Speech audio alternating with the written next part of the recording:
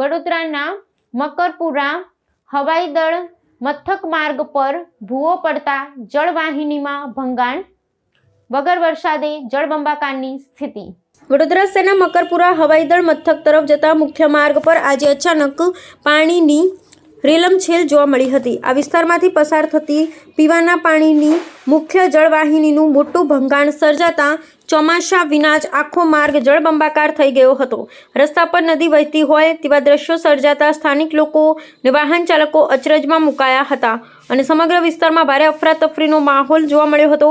પ્રાપ્ત માહિતી અનુસાર આ વ્યસ્ત માર્ગ પર અચાનક એક મોટો ભૂવો પડ્યો હતો, જેને પરિણામે જમીન નીચેથી પસાર થતી પીવાના પાણીની લાઇનમાં આ ખામી સર્જાઈ હતી। આ દુર્ઘટનાને પગલે શહેરના નાગરિકો મોટી વિતરતી થનારું લાખો લીટર શુદ્ધ પીવાનું પાણી રસ્તા પર વેડફાઈ ગયું હતું।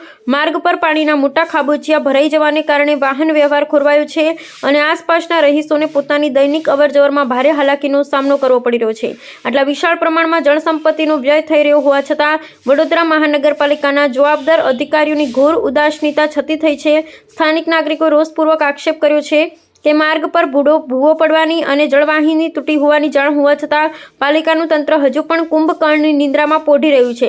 સત્વરે સંબંધિત વિભાગ દ્વારા યુદ્ધના ધોરણે સમારકામ હાથ ધરી પાણીનો બગાડ અટકાવવામાં આવે અને રસ્તાનું નવીનીકરણ કરવામાં આવે તેવી પ્રબળ લોકમાંગ ઉઠી છે।